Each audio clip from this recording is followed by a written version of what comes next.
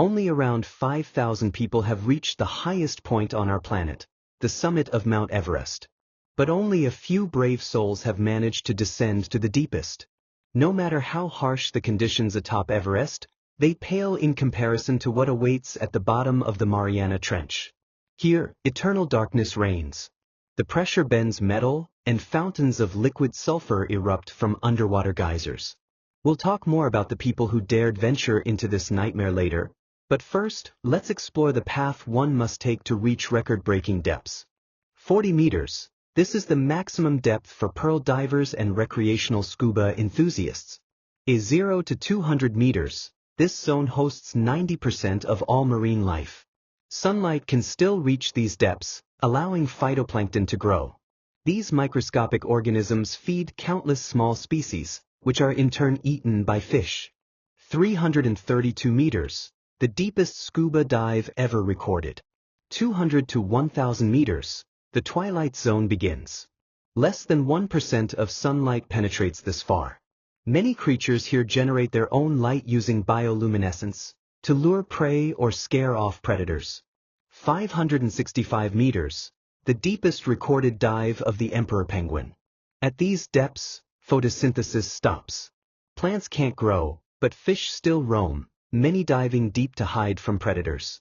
1,000 meters. No sunlight reaches here. 1,027 meters. The record depth for a military submarine. At this level, we encounter siphonophores, close relatives of jellyfish that live in colonies connected to a central digestive tube.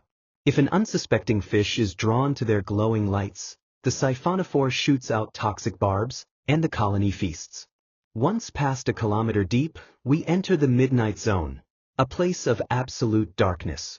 Food is scarce, so most life here floats passively, conserving energy and feeding on marine snow, a continuous drizzle of organic particles. Fish remains, feces, dust, and sand from above.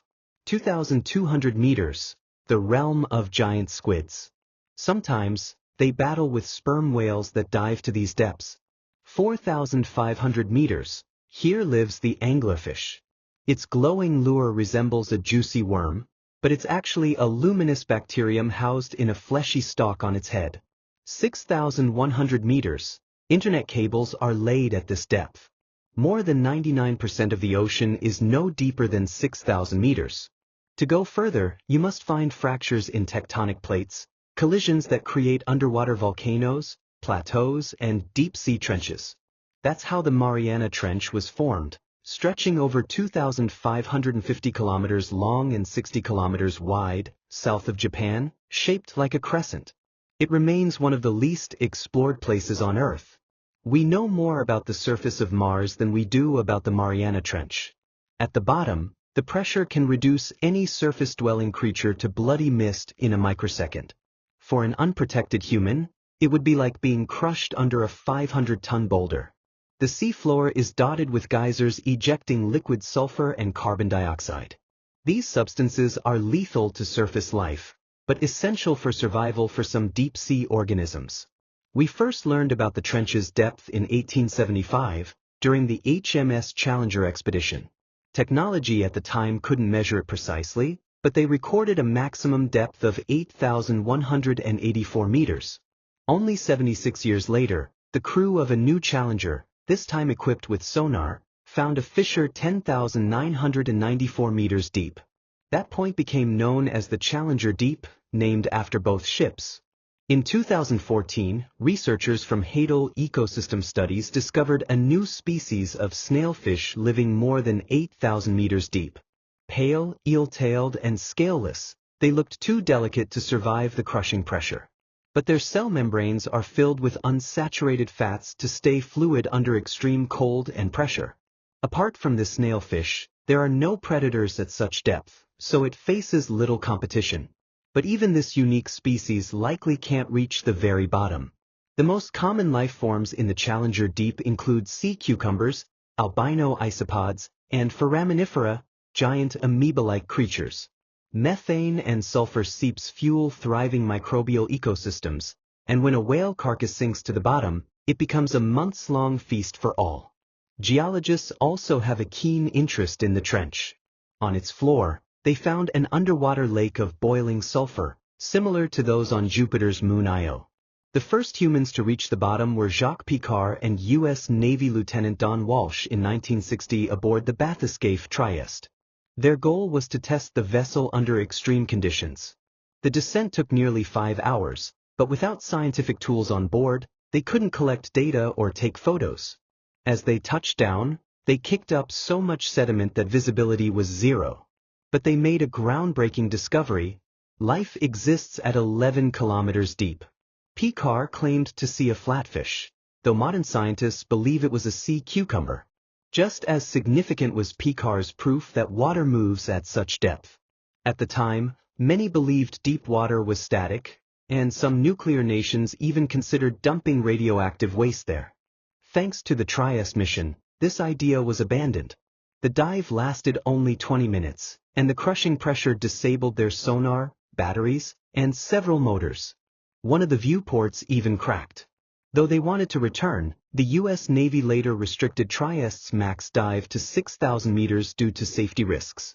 It took half a century before anyone dared to return.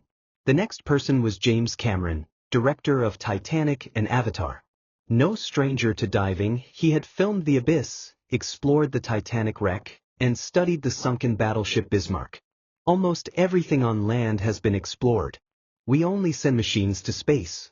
The thrill of discovery still exists in the deep ocean, Cameron said in 2000. At the time, no vessel could withstand 11 kilometers of pressure. So he built one. It took over 7 years to develop the Deep-Sea Challenger, a compact one-person submersible with 180 systems managing 3D cameras, life support, communication gear, and a robotic arm for collecting samples. It was shaped like a vertical torpedo, optimized for descent. At its heart was a thick metal sphere where Cameron piloted the sub.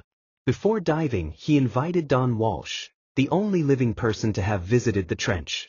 "Any advice if I hear cracking at 5 kilometers?" James asked. "If you hear it and you're still alive, keep going. The one that kills you, you won't hear," Don joked.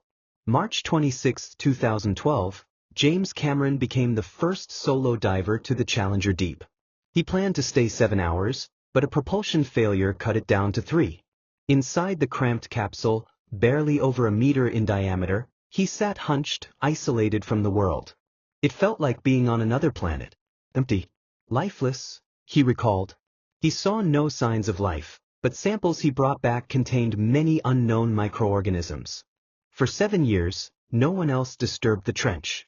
In 2019, expeditions resumed. 10 more people have since reached the bottom, all aboard the Limiting Factor, a submersible built by businessman and explorer Victor Vescovo. Vescovo holds several records: the first person to repeatedly dive to the trench, and the only one to visit the deepest points in all 4 oceans. He also set the record for deepest manned dive. The last descent to the Challenger Deep took place on November 10, 2020, by a team of Chinese scientists aboard the Fendu sub. They broadcast the journey live on CCTV, letting viewers imagine themselves as deep-sea explorers. While the Mariana Trench remains one of Earth's least explored places, research is accelerating. Each new expedition brings answers and uncovers more alien-like creatures. Still, even this isolated realm hasn't escaped human impact. Researchers found plastic bags and candy wrappers on the trench floor. Pollution traces are even present in microorganisms. Understanding how these life forms survive such extremes could benefit biomedicine and beyond. Some scientists believe deep-sea hydrothermal vents may have been the cradle of life on Earth, meaning bacteria from the trench could help answer one of humanity's greatest questions.